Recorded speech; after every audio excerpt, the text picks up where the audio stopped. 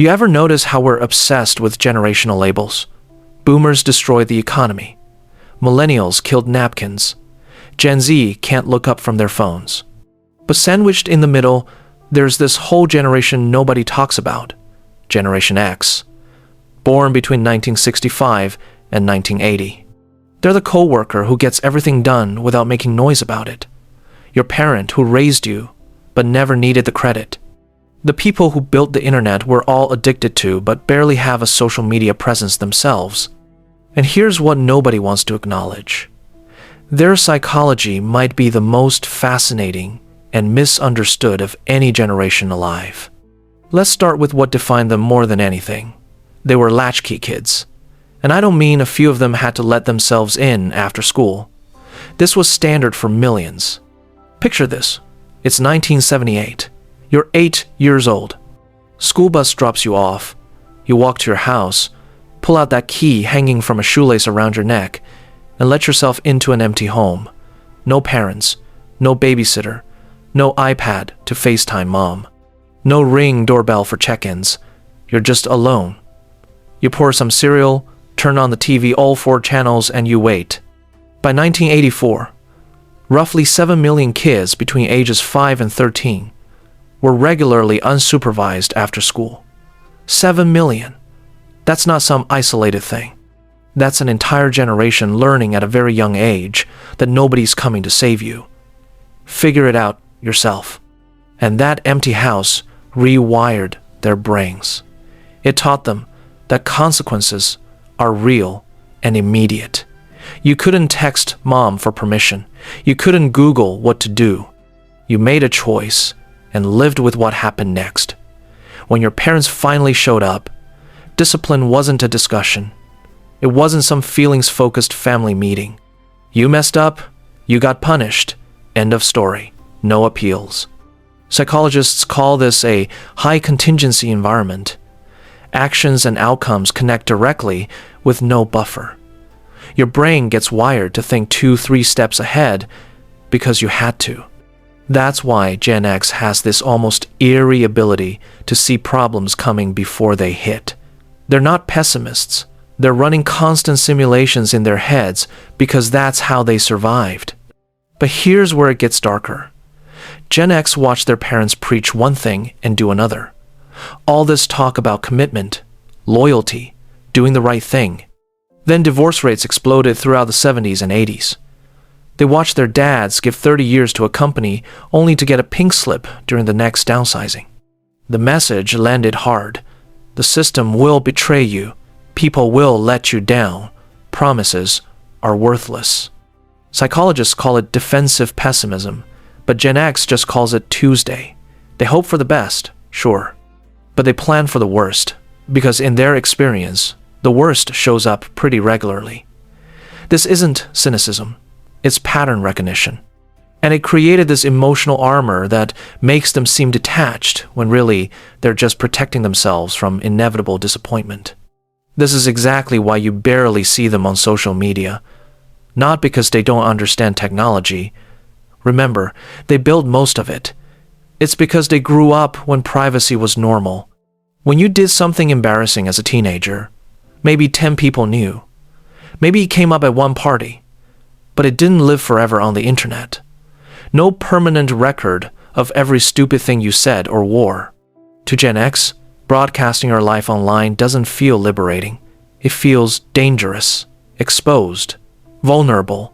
They learned early that the less people know about you, the safer you are. So they watch. They lurk. They observe. But they don't participate. Not because they can't, because they remember what privacy felt like, and they're not giving it up for likes. Then there's the irony. Gen X weaponized ironic detachment. Everything's a joke. Nothing's that serious. Keep it light. Keep moving. Don't let anyone see you care too much. Where'd this come from? Try growing up during the Cold War. They did nuclear fallout drills in elementary school. Teachers calmly explained how to duck under your desk when the bombs dropped, like plywood would protect you from thermonuclear war. Adults acted like total annihilation could happen any random Tuesday. But also don't worry. Everything's fine. When you're raised in that kind of split reality, you learn to hold contradictions. You learn to laugh so you don't scream. You keep distance from everything because attachment feels like setting yourself up for pain. But despite all this, the neglect, the instability, the constant mixed messages, Gen X developed one of the most interesting work ethics of any generation. They don't talk about it.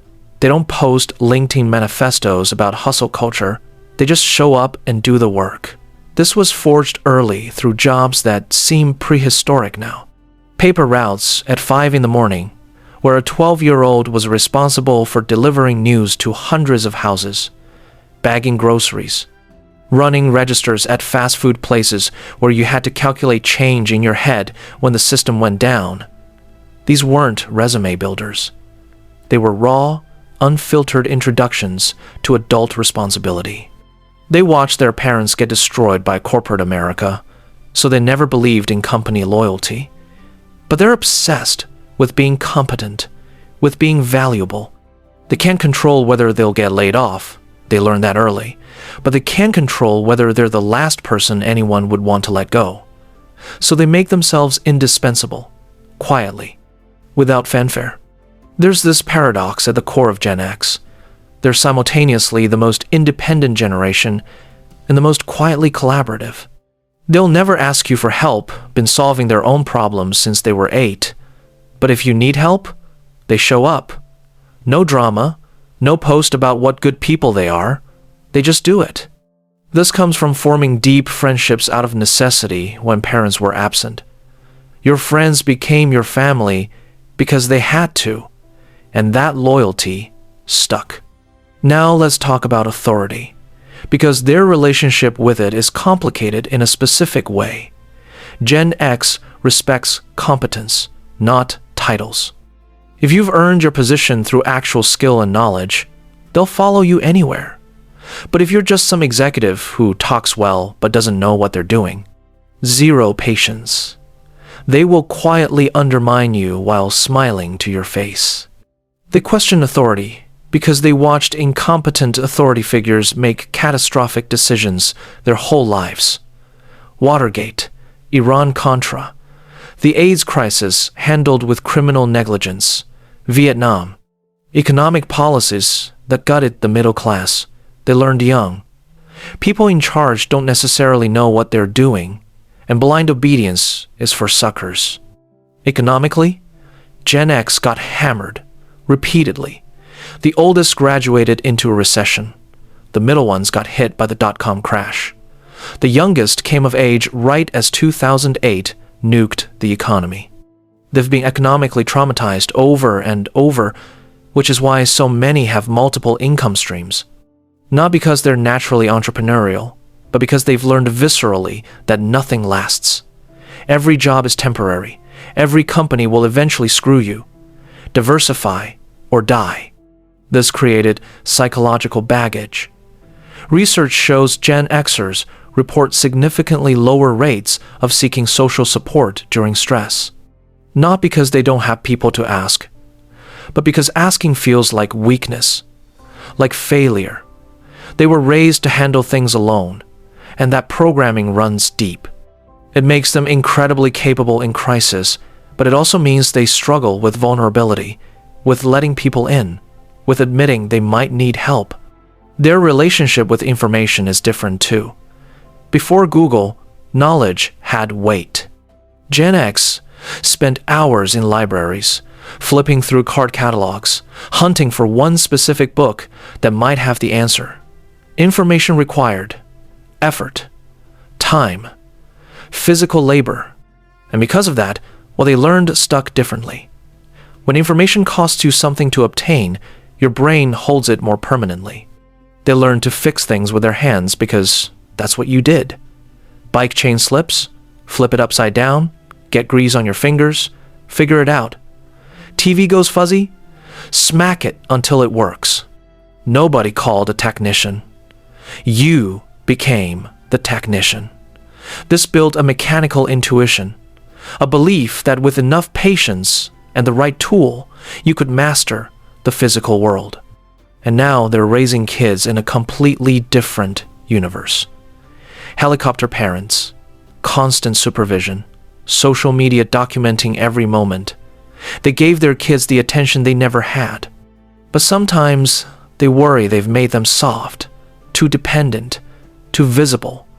Because in the Gen X worldview, being visible means being vulnerable, and vulnerability gets you hurt. Here's the truth. Generation X might be the last generation that truly remembers what it means to be bored, to be alone with your thoughts, to solve a problem without instantly Googling the answer.